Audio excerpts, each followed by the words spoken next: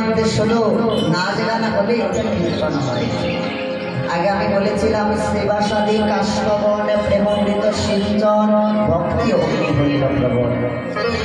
আগুনের মধ্যে যদি ঘৃত না পড়ে তাহলে কি আগুনটা জ্বলবে? অগ্নির মধ্যে ঘৃত না পড়লে অগ্নি প্রজ্বলন হবে, যজ্ঞ পূর্ণ হবে হবে না। তো যতক্ষণ পর্যন্ত ভক্তদের নয়নবাড়ি হচ্ছে হরিনাম যজ্ঞের ঘৃত, যতক্ষণ পর্যন্ত না ভক্তের নয়নবাড়ি না ঝরে, অনেকে বলতে পারে যে বাবাজি তো বিভিন্ন করে কীর্তন করছে, কিছু করার নেই। বা যতক্ষণ পর্যন্ত যজ্ঞটা পূর্ণ করতে গেলে যতক্ষণ পর্যন্ত না নয়নবাড়ি অধিশন হচ্ছে ভক্তদের, যজ্ঞ পূর্ণ হয় না। আর যজ্ঞটি পূর্ণ না হয় তাহলে এটাকে আমি শেষ করবো। তার জন্য এই যে ভক্তরা আগুন প্রাণে কাঁদছে, আগুন হানি তাই বলে কাঁদছে, নয়নবাড়ি অধিশন করছে। এবার আমি আমার নিজের জীবনটাকে বড় যন্ত্রণা মনে করছি। এই পূর্ণ জগতে যে আমি এসেছি, ভক্তের পদরূপ পেয়েছি, আমি নিজের জীবনকে সবাই মিলে একবারে গোপনে বলে দেখো তাকে আপন করে রে। তাই আজকে রঘুনন্দন সচিনন্দন গৌরহরি আমার রঘুনন্দনের কাছে আসছে। এবার ধারে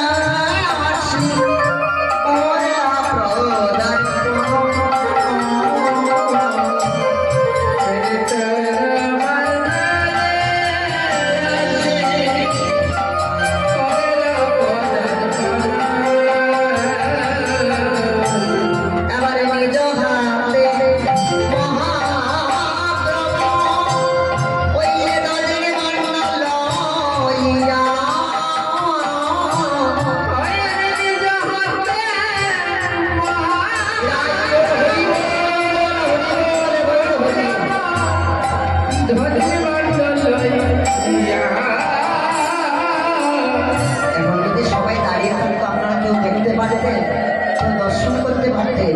একটা দর্শনের কাজ দাঁড়িয়ে উশৃঙ্খল শুরু হয়ে গেলে হয় না। তাই মহাপ্রভু কি করলেন?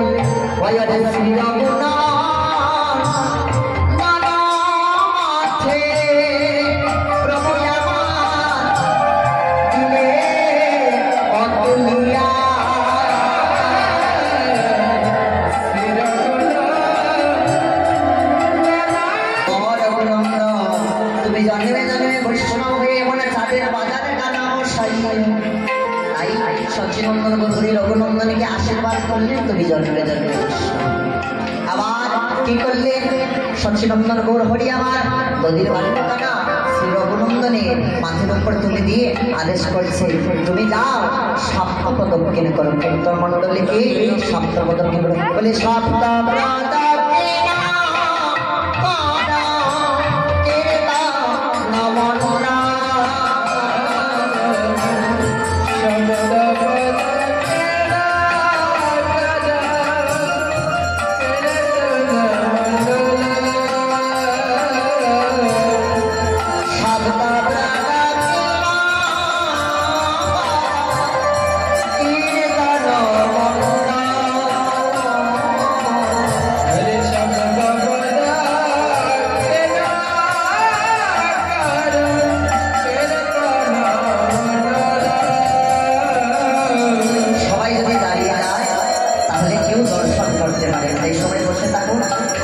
তবে নদীর বান্ধবটা বন্ধন করতে দিন।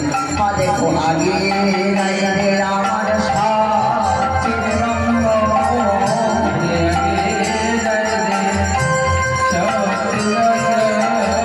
দেখো তার পাছে যায় রঘুনন্দ, দেখো আগে নাই রে আমার সাচির রঙ্গ।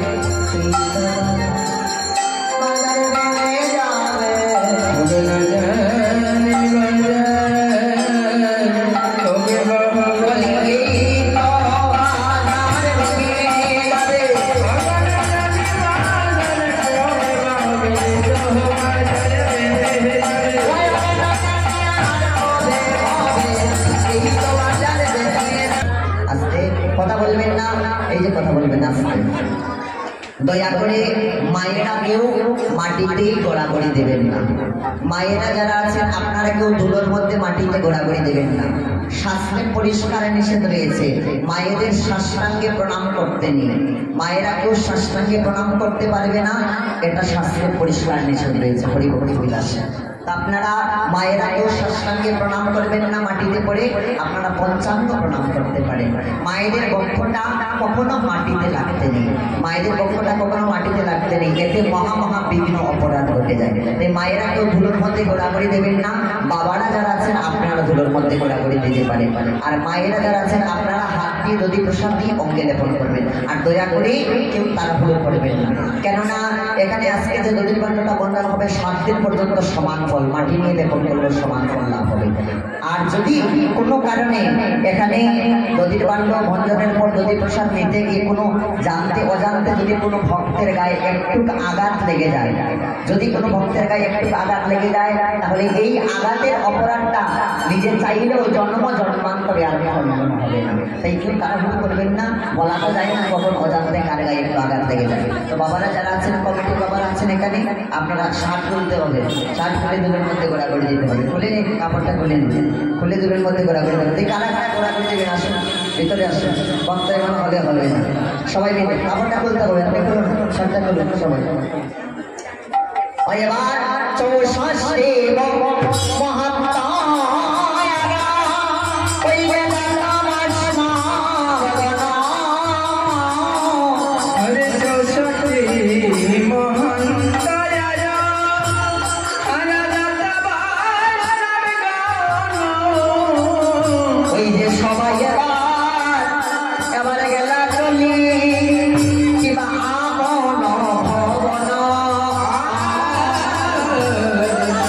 Bye.